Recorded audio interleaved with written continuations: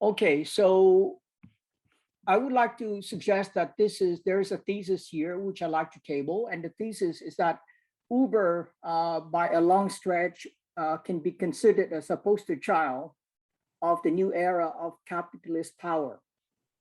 And the reason we're saying that is the combination of capital and technology evidently historically has been systematically deployed across many industries to gain competitive advantage and disrupt existing structure. And as this process unfolds, tension among winners and losers forces affected members of the society to rethink about their relationship and compels government to look for ways to facilitate this transition whilst minimizing conflict and encouraging innovation.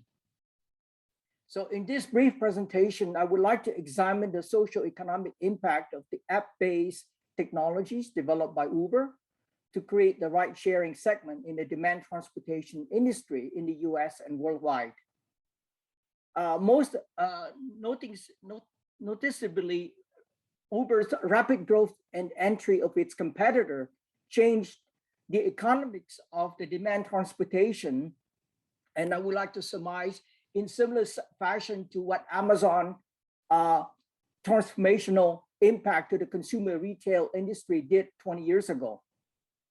And the purpose of this paper is first is to examine Uber business model, and number two, to assess its impact on the users of its services, and more importantly, its contract drivers who sustain its growth and operation.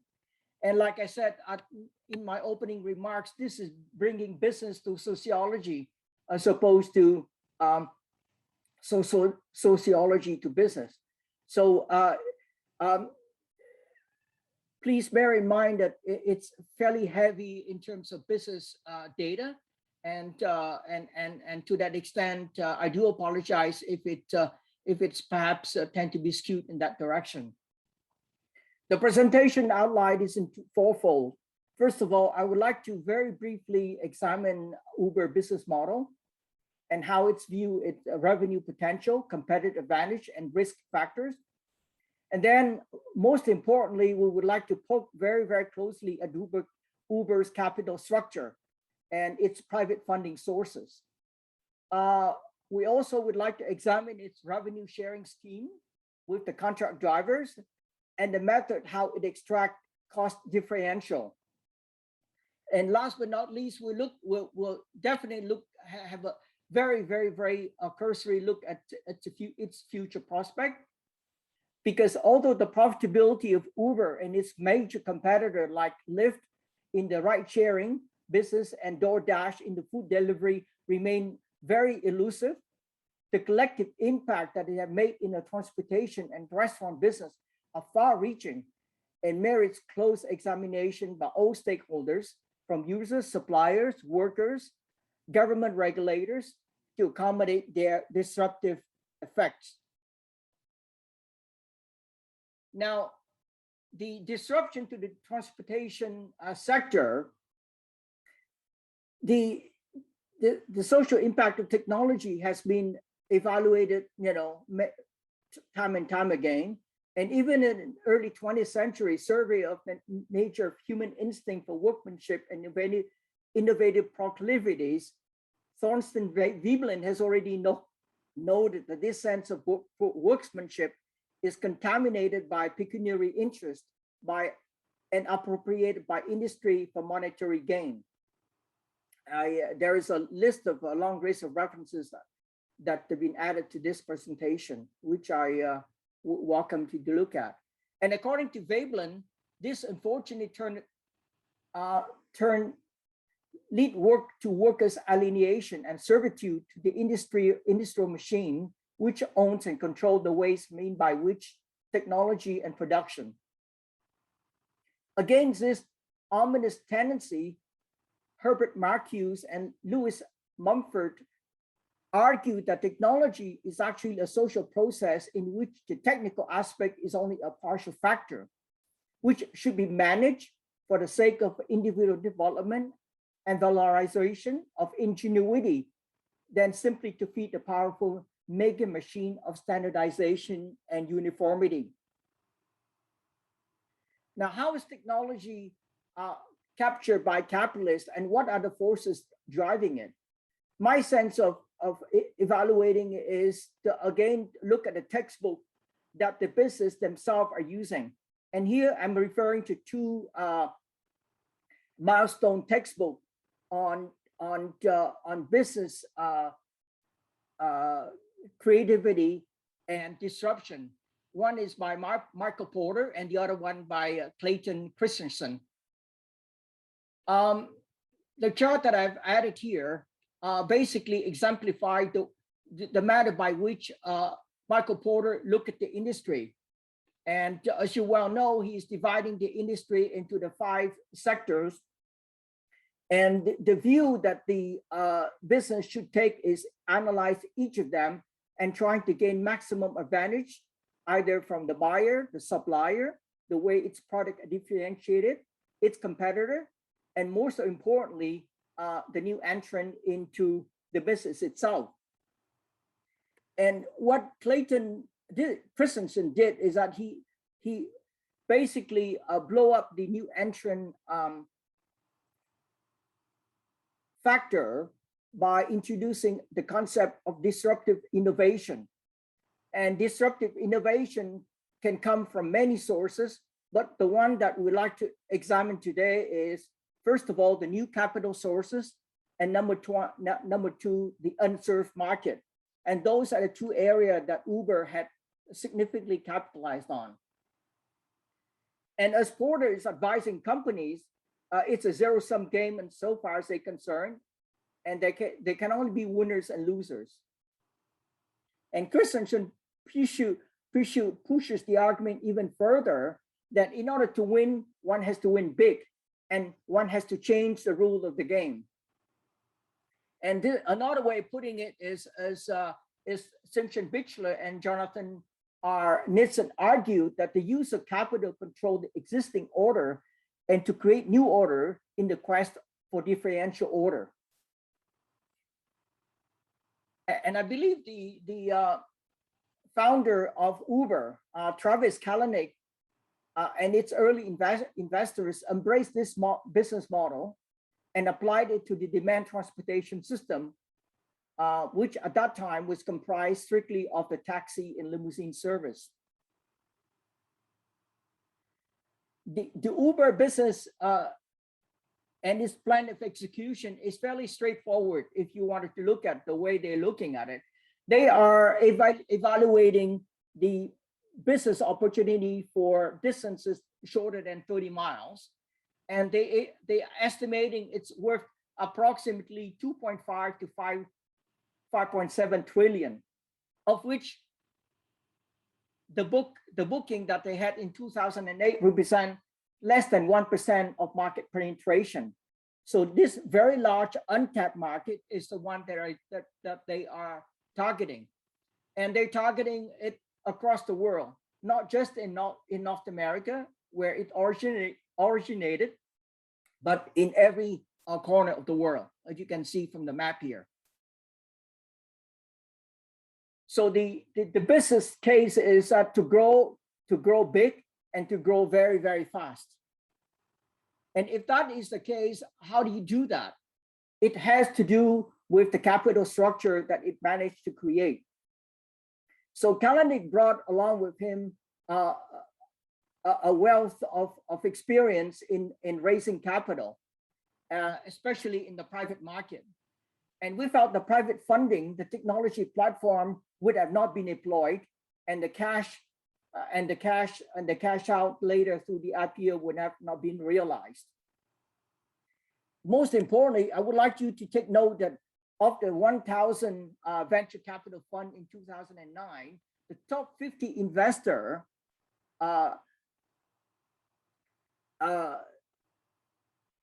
represent half of the total capital raised, which is enormous.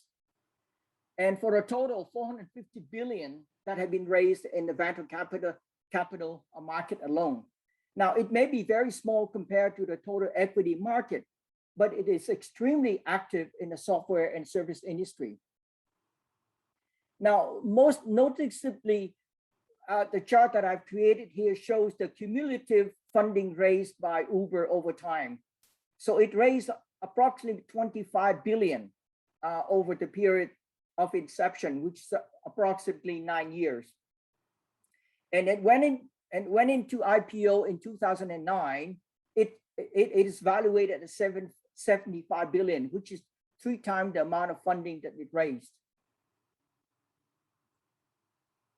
which is evidently a huge return for the early investors. And thanks to its very deep pocket, Uber was able to execute the rollout of its ride-sharing platform in 69 countries and 900 cities, generating close to 65 billion in gross booking, which represent roughly 65% of the market share in all markets. Now, along with Lyft and DoorDash, Uber definitely transformed the demand transportation and food delivery system in the US and worldwide. Based on the recent poll, over 36% of US adults have either used Uber and Lyft in 2018, which is a very, very large amount. And it is unquestionable that the ease and ready availability of competitive ride sharing have created major attraction over alternative system. And as a final proof of its impact, even the US General Services Administration recently signed a 5-year agreement worth $800 million with Uber and Lyft for the transportation of its federal employees. Now, I would like to spend the last few minutes to explore the compensation structure that Uber has with its drivers, which is evidently a source of a great controversy to date.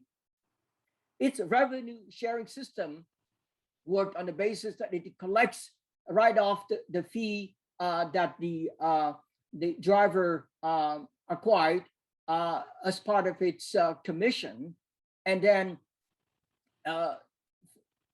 use that in order to develop its business. And as an illustration of that, let's look at the Uber Eats, for example. Uber Eats charged 22% to the restaurant invoice and keep 20% of the amount that it charges as a commission.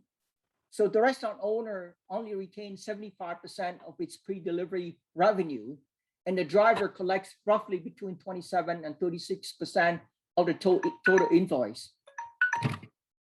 Brent, I'm out of time. Should I stop here, or what do you want me to do?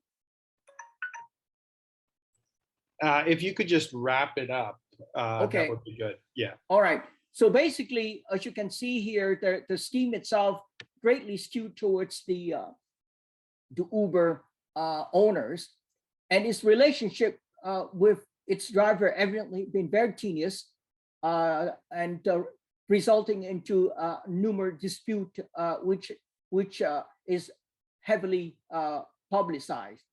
I would like to point out that here that the gig industry is not a small one. According to Master and Kaiser Associate, that industry is worth approximately 500 billion in 2023, with a 70% compounded growth rate, which is very, very large. But what I'd like to close here is to look at the dramatic aspect of the prospect for its future. And despite the fact that it is growing very fast, its difficulty had resulted into the resignation of the founder and his replacement by a new leader who had changed his, certainly at least publicly, the tune that he had liked to put out with respect to how they would like to manage their relationship both with the drivers and its customers. And although the jury is still out whether Uber's proposal would materialize in a manner beneficial to the workers, it is undeniable that the world has changed, and we need to change and adapt to this new reality. And as Uber and other platform providers expand their technology to all facets of fixed asset revenue sharing scheme, the line is blurring between owners, workers, and the users of its services. I would like to close here. My name is Jelena. I'm entering second year of my PhD program in School of Labor Studies at McMaster University. And my broad research interest is in political economy and regulatory approaches to gig work, and then how they translate to workers' experience and how workers in response to that develop collective organizing strategies. So today I want to share with you my thoughts about how to ensure better gig work, but trying to move the discussion beyond the misclassification issue.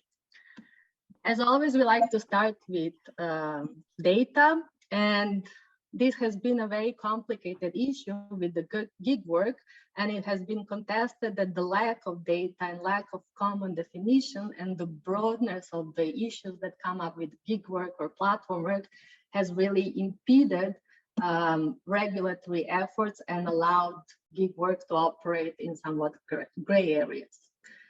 In Canada, some of the estimates is that 8 to 10% of population is involved in on-demand digital services, but these are very outdated estimates going back to 2016 and 2017.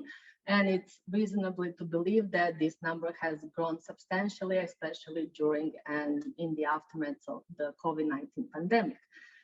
Some commercial institutions are estimating that the numbers of gig work will substantially increase in the next short-term period. When we look at terminology, like in all the lit review, even the terminology that is used by Statistics Canada or by Government of Canada, we see that different forms of non-standard employment working relationship are being conflated under the term of gig work. So we have there everything from traditional freelancer to day laborers.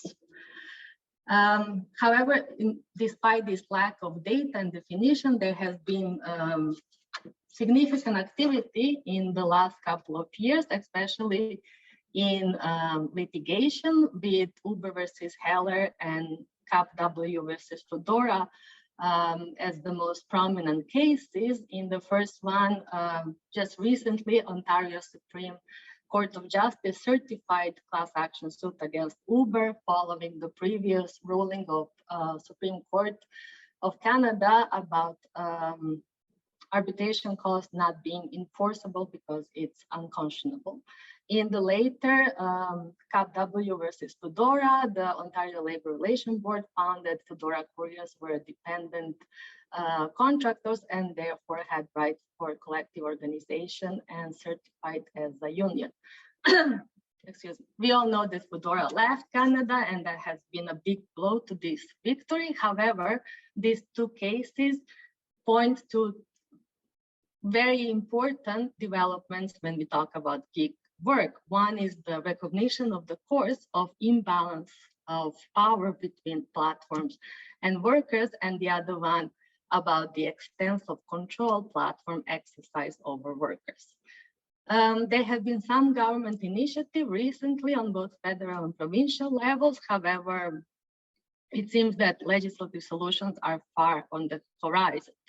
Also, we have seen in Canada as elsewhere, when big platforms are confronted with litigation, that they reach out and engage into regulatory entrepreneurship and try to capture regulators. A similar thing happened in Europe, in US, and also recently in Canada, with Uber proposing their Flex Plus program for provincial governments. So what do we know about gig work in Canada? Well, evidence suggests that many workers participate in gig economy out of necessity, not choice, invalidating the claims about freedom and self-determination. Also, workers in the bottom 40% of annual income distribution are 2 times more likely to be involved in gig work, and a quarter of them are still engaged in gig work after 3 years, again, invalidating this idea that gig work is just a stepping stone toward better jobs. Also, gig work is prevalent among immigrants, and even though overall there is kind of an equal gender parity between gig workers, there are some occupations that are they're overly gendered. I also looked at the public consultation opened by the federal government earlier this year and extrapolated certain themes that were most prominent in the consultation process. So we still see a very strong utopian, dystopian views of gig work in Canada, where issues are framed either as cases of labor exploitation or on one side, or as allowing access and opportunity for people on the other side. Also, this similar debate is usually framed in terms of trade-offs between flexibility and security. Among labor issues, of course, the most prominent is the issue of the status and the necessity to clarify the status of gig worker, alongside with the issues of pay, hours, concerns about health and safety, and access to social security. What we know about platform work in Canada resembles the findings in literature review, where most critical scholars see the organization of labor in this sector as continuation of trend of deregulation, outsourcing, the use of independent contractor, and what they'll term as fissuring of the workplace. This work is insecure, casual, without fixed working time, with low job quality, and predominantly misclassified as self-employment, which has spurred some authors to call these platform workers as a new type of precariat. Also, interestingly, the subject of algorithmic management didn't come up that much in the public consultation phase, but this is a big issue among the scholars, and also gaining more popularity in EU with the policy options coming out. Algorithmic management facilitates the exercise of managerial prerogatives to control workforce by surveying and constantly tracking workers, collecting performance data, and constantly evaluating worker performance, using automated decision-making with lack of remedial system and no possibility to negotiate those decisions. Also, new evidence is coming up that algorithms are reproducing all types of discrimination, but also producing some new type of discrimination. So how can we ensure better work? Empirical studies have shown that change in status alone from independent contractor to employee does not necessarily result in change of their precarious position. Some research has shown that in order to reduce precarity for all workers, we need both encompassing regulation and high bargaining coverage. We know that collective voice contributes to better pay, access to training, improved job quality. It improves innovation and compliance with the law. I talked about the imbalance, and we all know that collective voices has been indispensable for addressing power imbalance in general, but with the algorithmic management and AI system, this inequality in bargaining power is even greater. Therefore, collective voice is even more needed. And some authors have posited that only collective rights can be an effective tool to provide safeguards against algorithmic management. When we look at what factors contribute to union success in contesting precarity, researchers have shown that a combination of associational and institutional power, in addition to building coalition with labor movements and civil society, has proven as a successful way to contest precarity. In a position when trade union support is weakened, also other authors have said that we need to develop additional complementary power resources like discursive and collaborative. It goes along with building coalition with civil society at large. Also, research has shown that union success in addressing cost competition among workers, which is very relevant for gig work, when the structure of economy is built to pit workers against each other, and among companies is contingent on their access to institutional power. So if we look at collective organization and representation of gig workers worldwide and in Canada, we see that both traditional and new forms of organization and representation are emerging, and they are gaining momentum. Also, there's a lot of grassroots effort that are growing in number. Also, we can notice there is a trend of transitioning from less formal, sort of soft form of organization, where at the beginning we saw platform for gig workers organized on forums or chat groups. That things is changing and moving toward more formal forms of organization. We also see that we know that organizing in gig work has its own difficulties with geographically dispersed workforce and no central location. But however, it seems that drivers and bicycle couriers were particularly well organized, while other gig workers may be even more difficult to organize. When we look at types of activities that this organization engage with, we see a range of activities from support and help with specific issues among members. So on the forums and chat groups, we can see advices how to advance gig career, how to deal with customers, how to deal with the app.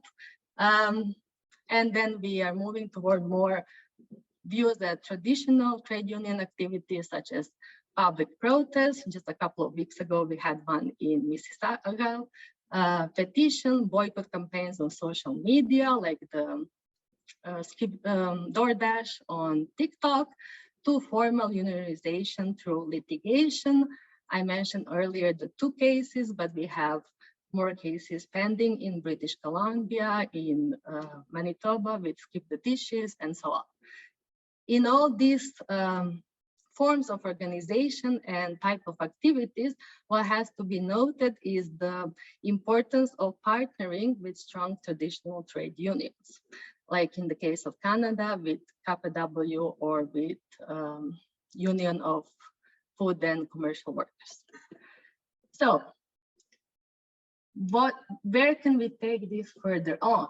It seems that strengthening capacity for collective organization and representation of gig workers is crucial regardless of the resolving their status issue. And we also know from research that there is a connection between low-paid precarious work and levels of collective organization and bargaining.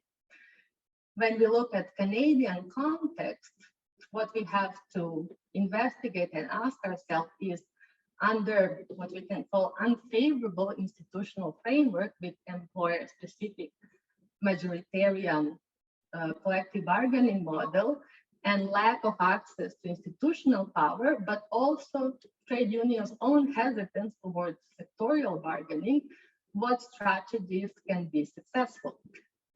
Could we look at some other sectors like agriculture for some inspiration, like the multi-party bargaining strategies? Also, when we look at Canadian environment, we see that litigation seems as a successful strategy for riders and couriers, but we need to investigate whether that can be an effective strategy for other types of gig work, like care work or crowd work that are less visible. And at the end, what kind of institutional experimentation may be fruitful? And I think the biggest question for me, at least, is we always talk how gig work is disrupting everything we know about work and economy. So has it disrupted our notion about collective organization, and do we have to imagine something new, or can we use the existing models as a suitable model for collective bargaining in gig economy? Thank you, and I appreciate all your feedback.